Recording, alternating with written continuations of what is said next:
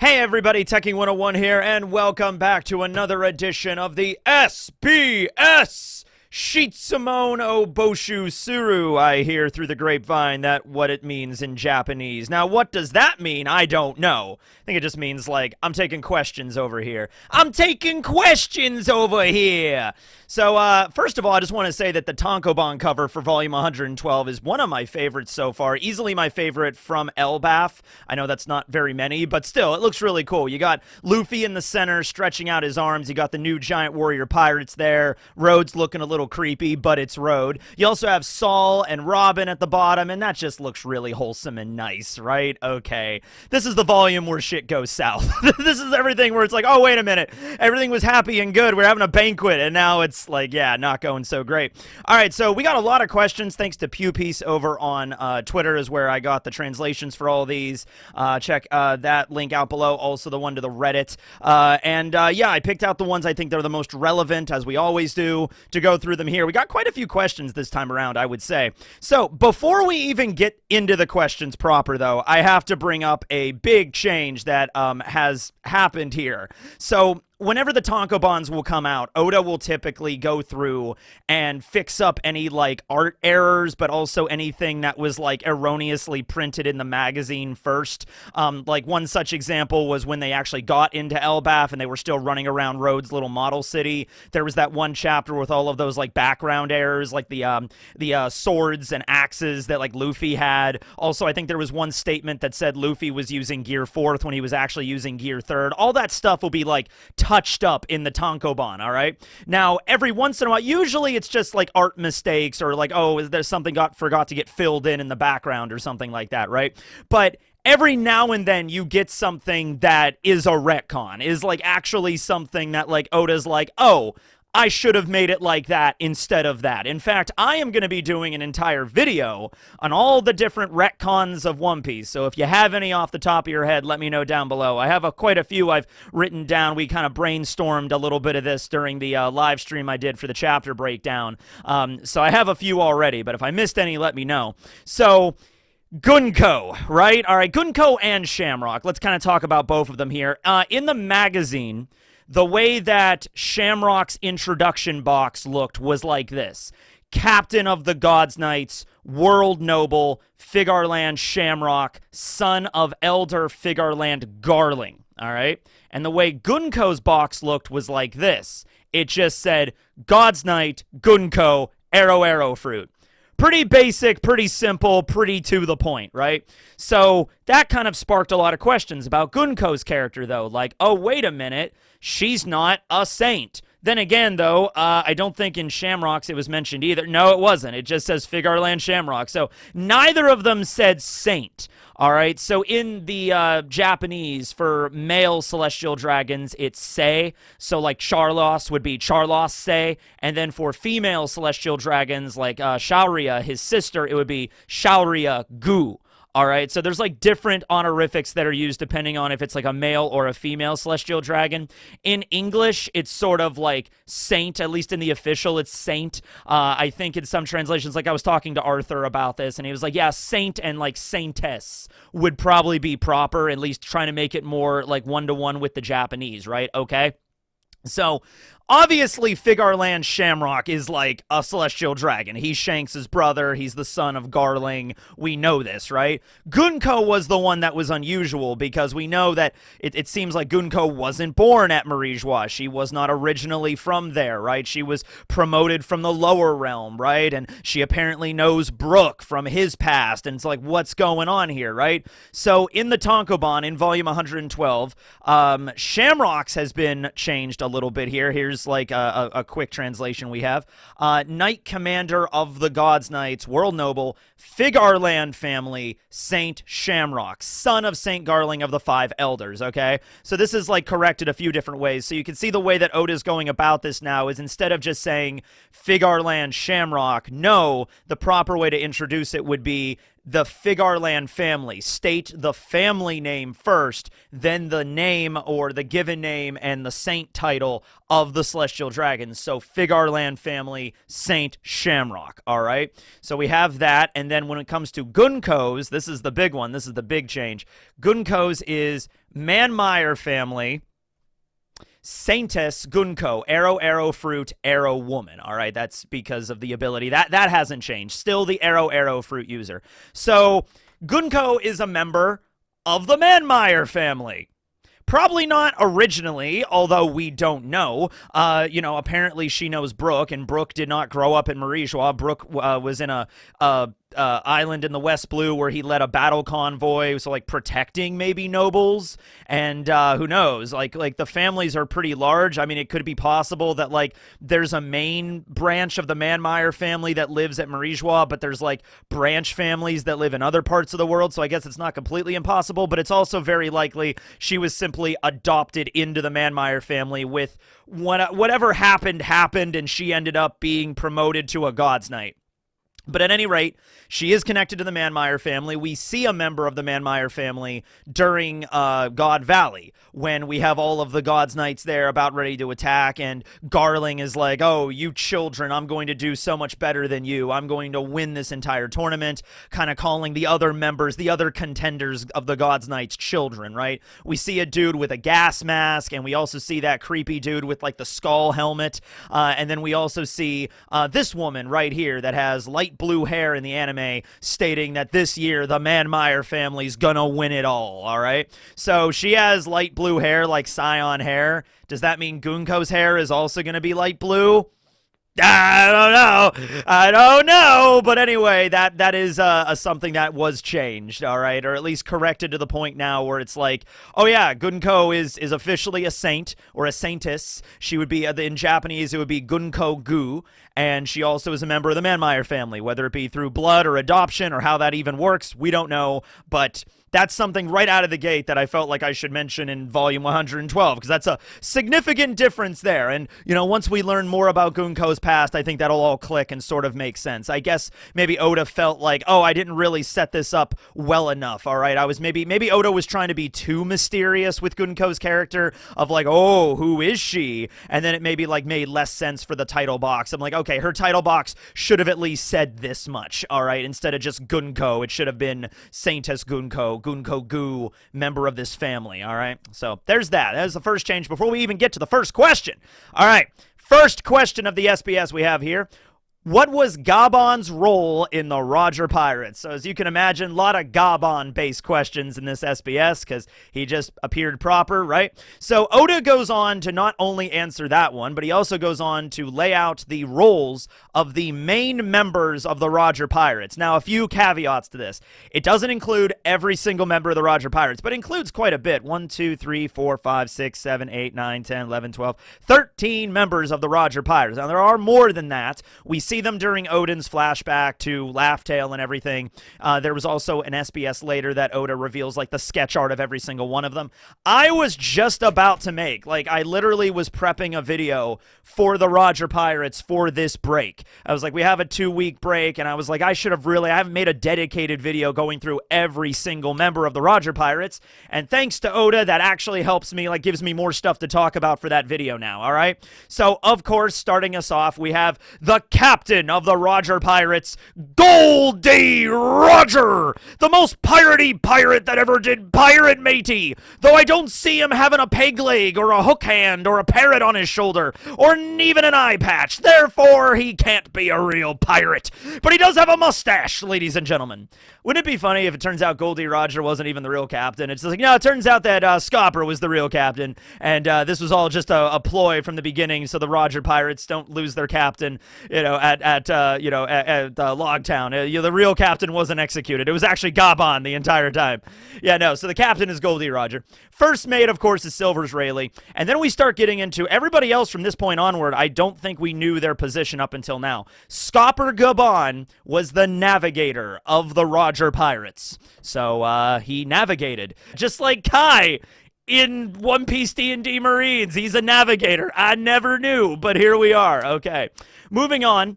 Moon Isaac Jr. holds the title of Tactical Officer. See, the stuff I like about this is that there are positions here that we have never seen, like, officially stated for anybody else. Typically, we have, like, Captain, First Mate, Navigator, Chef, Doctor, Shipwright, Archaeologist, musician, right? Tactical Officer. I think that's the first person that's ever held that title. That's Moon Isaac Jr., okay? So Tactical Officer, I'm not sure if that indicates, like, quartermaster or tactical in the sense of, like, no, they're actually like a tactician, like in battles, right? Where it's like, okay, where everyone's going to attack and Moon Isaac Jr.'s over there with a map and like, all right, you go over there and you're going to go over there and we're going to flank them with a pincer maneuver. Did you ever read Kingdom? You know, something like that. You know what I mean? That's Moon Isaac Jr.'s role, or maybe just officer as, like, you know, organizing the ship itself. I'm not really sure, but he's the tactical officer.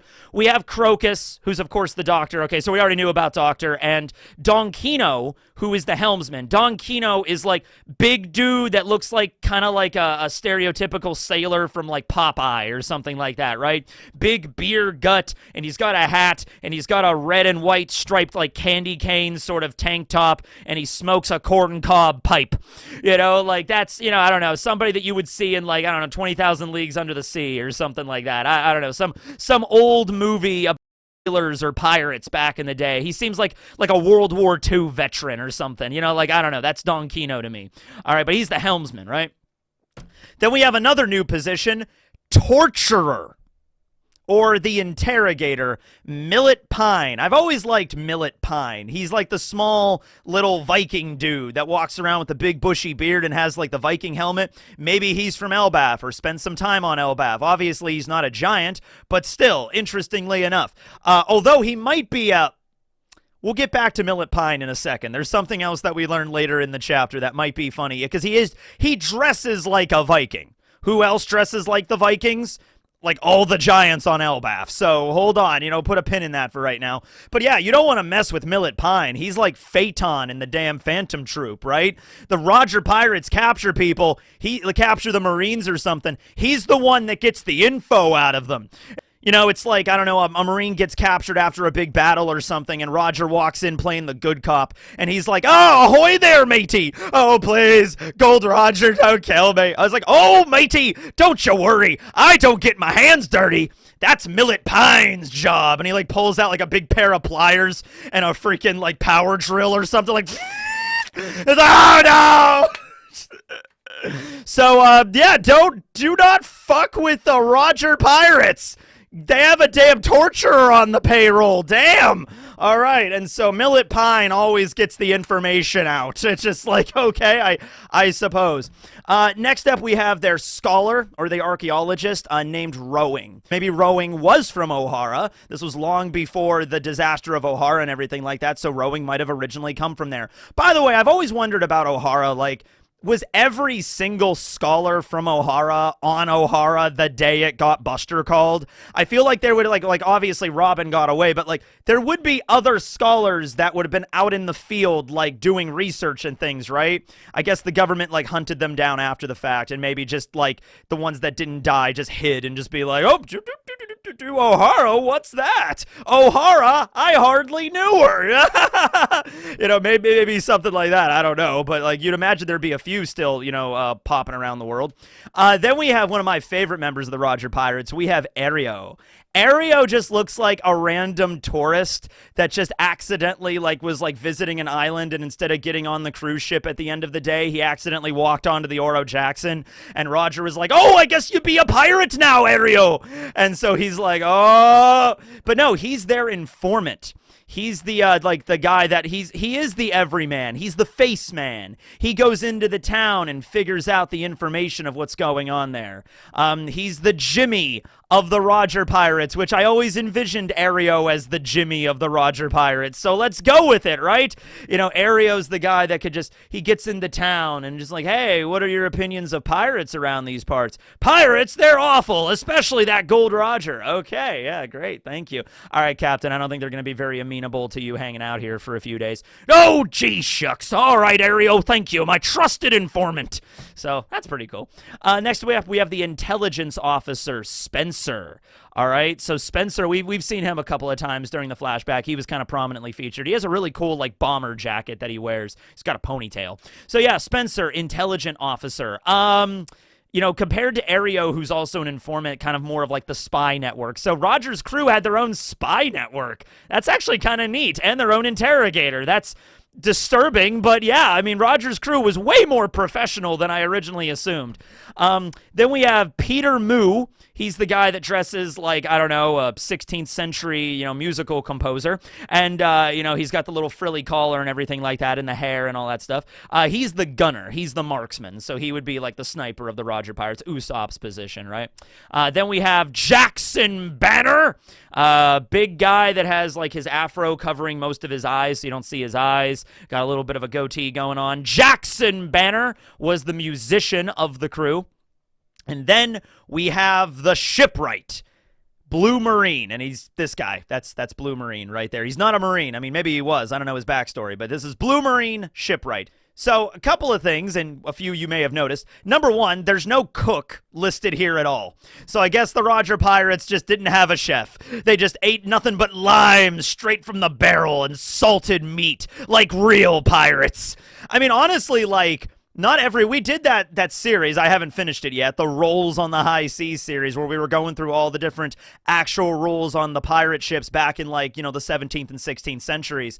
And sometimes you would have a cook, sometimes you wouldn't, sometimes you would just have a regular member of the crew that just can cook better than everybody else. Having a dedicated chef like Sanji is obviously kind of absurd, but, you know, maybe some of them were lucky like that, right? But yeah, I mean, like hardtack, salted beef, and just limes and whatever you can scrounge up to stave off the scurvy. I mean, can you really be a real pirate without getting scurvy, honestly? So like I said, these are not all the members of Roger's crew. There's quite a few of them that we haven't mentioned here. There's Max Marks. Maybe Max Marks was the chef. Maybe Bullet was the chef. Chef Douglas Bullet, I tell you, right there, yeah. Even Shanks and Buggy are not mentioned here as like apprentice pirates and stuff. So maybe Shanks would cook every now and then. Maybe Buggy was a really good chef and we just never knew. He missed his calling in life. I don't know. You know, maybe Odin. Hey, Odin can cook. We at least know Odin can canonically make Odin. So there we go, right? Odin was a part of the crew. Toki was part of the crew at one point. Maybe Toki could cook.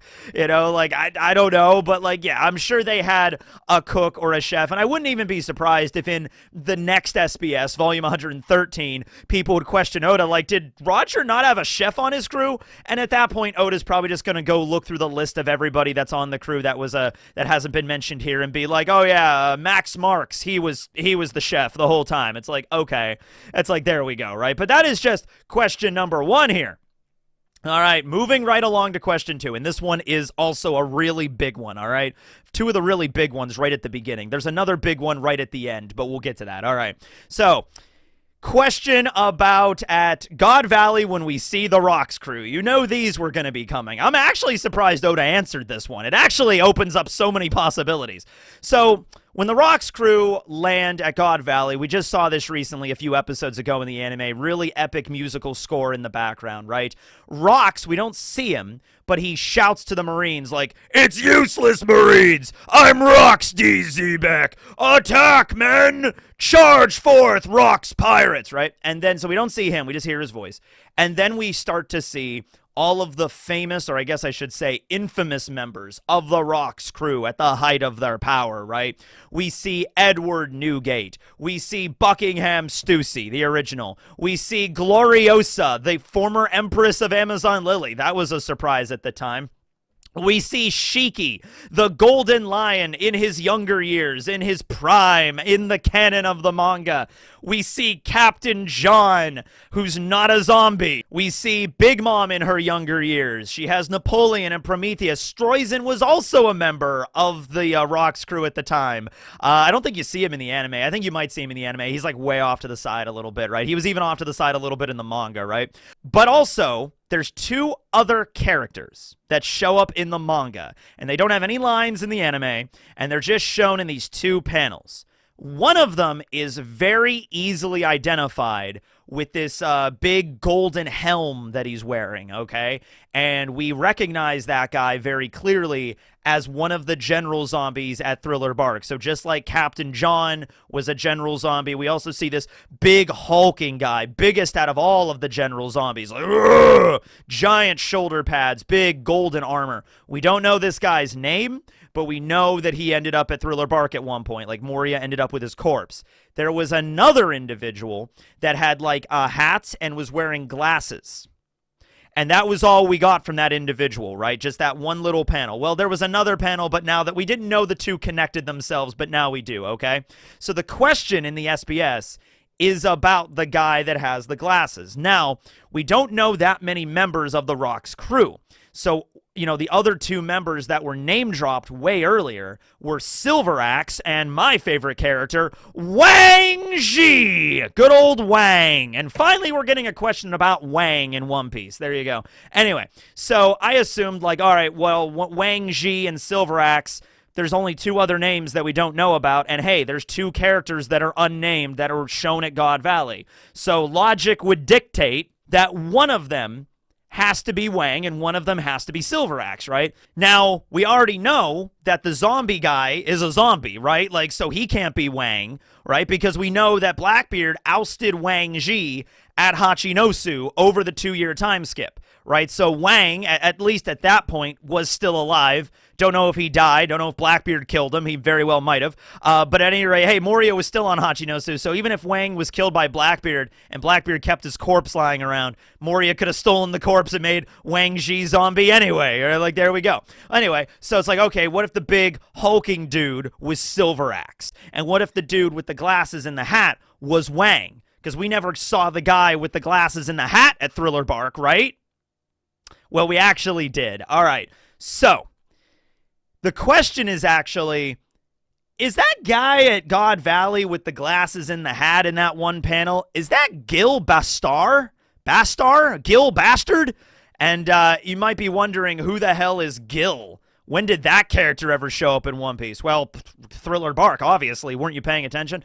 So this right here is Wanted. This is Eiichiro Oda before One Piece. It actually has an English Viz release. I bought this at a Walmart, you know, so that's how common this thing is. This showcases all of Oda's earlier work, like Monster. You probably would know about Monsters because that's where Ryuma first shows up, and that just got an anime adaptation at the very beginning of this year, I think. Or was it last year? I don't know. Time. Anyway, I think it was the beginning of this year. Anyway, so this right here, this cool-looking dude with the hat and the glasses and the pistol, that guy is Gill Bastar, and he is also part of the titular story, Wanted. I've read it. Oda wrote it when he was only 17 years old. You could tell Oda was really a big fan of like the Old West kind of aesthetic back then. Even by reading Monsters with Ryuma, he's in an Old West town doing all this, but he's a samurai, right? So it kind of plays as like a, and I might even do a video about it at some point, like a full thing like I did with Monsters a few years ago. But Gil Bastar, he's like this greatest gunslinger ever. He has a bounty of, well, he actually has two bounties because there's one bounty that's the title page of Wanted. His bounty is 87,340 million. This guy is terrifying. This guy has the highest bounty in all of the story. And it's not even dead or alive. It's just, please kill this guy ASAP. He's really terrifying. Look at the evil look in his eyes. So that's like a fake Wanted poster. It's like the cover of the chapter. We do see an actual Wanted poster at the beginning of the chapter, and it's 970 million, which I have to say is still rather impressive, okay? Like, honestly, Oda, it's in a different currency. It's not in Berry. I think it's in Zeni in this one because Oda's also a big fan of Dragon Ball, and Zeni is the currency in Dragon Ball, right? And so, therefore, that's why he made it Zeni here. But 970 million Berry, that's pretty impressive. It's almost a billion. So, and keep in mind, bounty inflation from Dorian Broggy, I guess. So, back in the day and during the God Valley years, whoa, that would have been incredible. That would have been well over a billion. So, I guess, right? Okay. So, Oda has already incorporated Ryuma into the story. Like, Ryuma does not have a different name or something from Monsters. No, Ryuma is the samurai from Monsters, okay? And Gil Bastar is the same idea, right? The character from Wanted is now a character in One Piece. Now, a couple of things, though. Who was he at Thriller Bark? Was he a general zombie? Yes, he was. He was this guy right here because Oda shows him. All right. He was the four-armed zombie that appears after, Absalom. It's a really favorite scene of mine where Absalom opens up the church and like the creepy music plays in the background and he's like, zombie generals rise anew. And you see the arms, climbing out of the coffins and the crypts and everything like that. Captain John bursts out of his coffin and starts guzzling some alcohol, like blah, blah, blah. We see the big giant hulking dude stand up and everything, and we also see a zombie with four arms and carrying guns in each arm emerging from the dirt. Okay, that is Gil.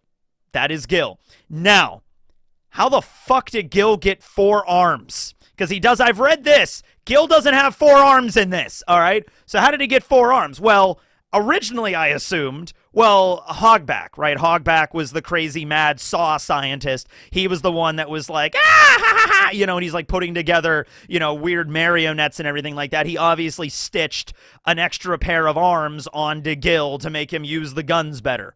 Nope, that's not canon, because if you go back in the God Valley panel, you do see a four-armed individual way in the background, and that would be Gil. So this is Gil, this is Gil, and this is Gil. And this is Gil. And this is a picture of a Gil. And this is Gil from The Simpsons. All right, I think that's all the Gils I think I know, right? Okay. Well, anyway, yeah, that's the same character. So Oda obviously changed some stuff around.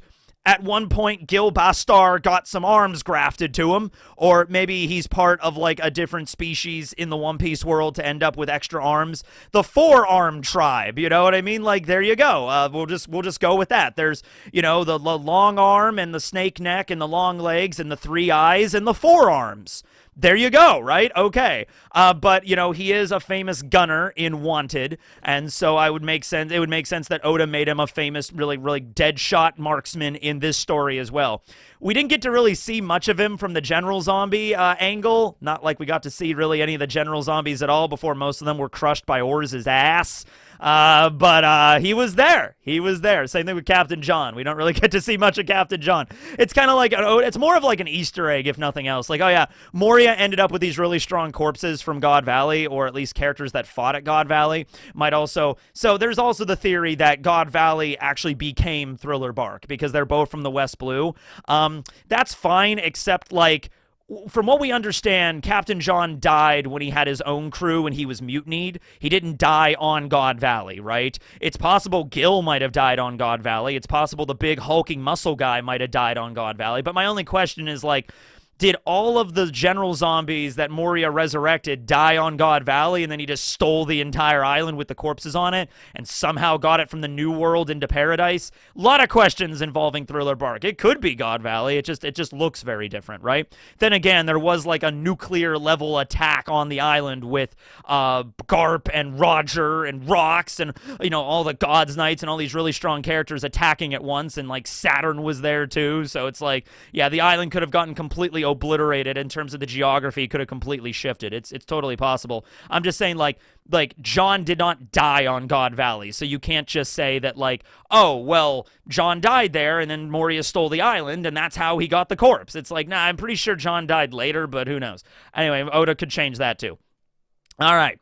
Following it up, we have another question from about Gaban, and it's the origin of his name. So the person asking the question says there was a character on a TV show growing up called Space Sheriff Gaban, and he's like, Oda Sensei, is that where you got the name Gaban? And Gaban is actually named after a French actor, like a classical French actor from back in the day, named, and I will try to pronounce his name as best as I can, Jean Gaban.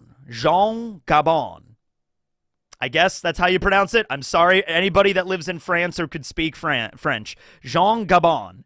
All right, and so he is a classical actor from like the 1930s all the way up to the 1970s when he passed away at the age of 72. I looked through his filmography, didn't see anything. I haven't watched a lot of French films from that era or really any French films at all, so there's really nothing there. The only French movie I've ever seen was, there was a live-action adaptation of Beauty and the Beast that I watched when I was in college, and it was a relatively new one at the time. It probably came out in like 2014, 2015, something like that. It was a live action version, and I saw that one. That might have been the only French film I've ever seen in my entire life, though. So he did, though, also play a role in a French adaptation of Les Mis in 1958, I believe. So I've read Les Mis, and I've seen the Hugh Jackman version, so I'm aware of that, the story at least, you know, in the play and everything, but haven't seen anything with him. So if there's anything in there I'm probably going to watch with Jean Gaban, it's probably going to be the Les Mis. And that also, by the way, goes along with the idea that all of the admirals are based off of, like, old school Japanese actors from, like, the 50s and things like that. It also fits with that as well, right? All right, so next question. This one isn't really that big. It's just like, hey, Oda, where do you get all of the designs for the villages and things in ELBAPH? And obviously, it's just, oh, of course, I model them off of Scandinavian villages. I try to look up reference material from the way villages looked way back in the Viking era, so around like 1000 AD and things like that. You know, the culture and the geography. I included this question just for geography. Also, he does confirm the village that we saw at ELBAPH during Big Mom's flashback with the Lamb's house and Oimo and Kashi were there and the Semla festival and everything. That was, in fact, the Western Village. It was the same village. However, Oda drew it from an angle to not give away that it was on top of a tree. All right, because he wanted to kind of keep that sort of like a big reveal for later. So that was the Western Village. We could kind of assume, right? Because that's like where Oimo and Kashi were living at the time, so it made the most sense. Oh, speaking of giants, we also have some information on the new Giant Warrior Pirates. Oda gives kind of like their stats and all of the information. Now, we already knew some of this from the Vivara cards for like Hyruden and Gerd, but for like Stanson and Rode and Goldberg, we didn't know everything about them, so that's actually really cool. Oda also draws the new Giant Warrior Pirates the way they would look as children. We would have also seen Stanson, Hyruden, and Gerd as kids, but we did not see Goldberg or Rode as kids during that flashback because they were just born. Like they were newborn babies, right? Although we did see Rode in a flashback when Hyruden was talking to him about navigating and stuff. And then, so I guess the only one we have not seen as a child at this point was Goldberg. So there he is, age drawn there. He does not have Nash in the flashback. He only has the Kanabo. We don't see him with the shield, so because it was his dad's shield that went to go fight Big Mom, and he got the shield later, so that makes sense. All right, so Hyruden, Captain, 22 meters tall, 81 years old, and his favorite food is meatballs. I think we already knew that. Gerd, doctor, 17 meters tall. She's 75, and her favorite food is hamburgers or macarons. Also, I think we knew most of that. I didn't know if we knew her height, but I think we knew like all that other information. Stanson. We actually don't have that much information about Stanson. Stanson was the shipwright. He's 19.5 meters tall. I don't think we knew that. And he's 81. He's the same age as Hyruden, okay? So I always thought Stanson might have been a little bit younger than Hyruden, but no, they are the same age. All right, then. So and his favorite food is battlefront meals. So he doesn't care about the meal as long as it's on the battle. It's just like, all right, I'm going to go out for lunch. Time to go to the battlefront. He goes to the battlefront, Star Wars battlefront, and starts eating his lunchbox. Right, that's Stanson's favorite meal. Then we have Goldberg, who's the cook, 21 meters tall. That's new information. Him and Rode are both 63, same as Loki. And his favorite food is roasted ram. Not roasted ham, roasted ram, specifically. He eats the ram horns as he's done. He uses the ram horns as cutlery to eat the rest of the ram. All right. Then we have Rode, occupation navigator, 26 meters tall. He is the tallest out of all the members. He's very tall and lanky, okay? And his favorite food is berry pie. Just likes eating like any kind of pie that has berries in it. Blackberries, raspberries, lingonberries. We have seen the lingonberry pie. That's Ripley's favorite food. So there we go. All right. A little bit of information about the new Giant Warrior Pirates. All right, here we got some information on the Dosundadas. All right, so in the chapter when Scopper Gaban announces that I am the Minister of Love. Love knows no bounds in this world. There are plenty of mixed races that live here in the One Piece world. We have the Wotans. The Wotans are a combination of a giant and a fishman. I guess a giant and a merfolk would also make a Wotan in case they're not named. Maybe it's something different. Big Pan, was a Wotan that we got to meet during the Davy Back fight. Only canonical Wotan I think we've ever met. There's another one that appears in 3D2Y named Sebastian that's on Burn D World's crew, but he wouldn't be canon, right? He also mentions the long leg, long necks, so like a hybrid race of... So there's two here. We have the long arms and the long legs, and when they get together and have a child, we have the long-limbed humans that we see in Big Mom's prison library. So somebody that has really long arms and really long legs. And then we have long leg, long necks, or long-limbed, long necks. Like, so that like arms, legs, and the necks are all super long, okay? Very fascinating indeed, all right? So I guess that would be like, let's say, like a long arm and a long leg get together, have a long-limbed human, and then the long-limbed human grows up and then gets together with a snake neck human, and then they have long arms, long legs, and long necks. I guess that's how genetics work in One Piece, I suppose. But he also mentions the Dosundadas, and that was a previously unknown race, and we assumed it was related in some way to the Tontadas, all right, to the dwarves, and it is. So basically, as Oda describes it, Tontada is the sound effect when like the pitter-patter of like little feet on the ground, okay? If you dial up the octave, I guess, you know, the sound wave of it, you get from Tontada to Donsundada, and so that is the term there. So it is a human... and a Tontada makes a Dosundada. All right? So, we've actually already met one of them before. I think it's, what's her name? Charlotte Normande. Yeah, Charlotte Normande on Big Mom's crew is a Dosundada. All right? Because Big Mom, yes, despite being massive, is not a giant. She is a human. Yeah, I know. She's a human. And then one of her husbands was a Tontana. Do not ask me how any of this works. I do not know, all right? But somehow she had a child, and the child was Charlotte Normande, and she is a Dosundada, a half Tontana, half human, but she is still like the size of a Tontada, because like one of the other kids who was a fishman was actually like holding up Normande, all right? So... I don't know how this logic works, but that's how it does. All right. So Oda also says, though, there is another hybrid race in One Piece called Zushindodo. Zushindodo. And Zushindodo are giants and dwarves. So a giant and a Tontada. Once again, no idea how this functions. But that's also a race that Oda even says they're very rare. So that's another hybrid combination there. Also, by the way, at this point, many people have brought up like, wait a minute, Colin, right? His mom is a giant, but his dad is a human. Does that make Colin a buccaneer?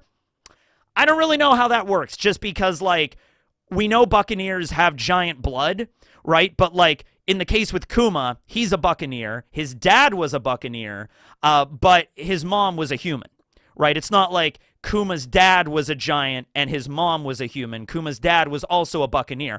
It's possible that Clap, who is Kuma's father, Clap's father could have been a giant and his mom could have been a human, and then that's how a buccaneer... I don't know, right? But it's possible. If you want to say Colin is a buccaneer, I would say it's not completely impossible. It might make sense for him to be that, okay?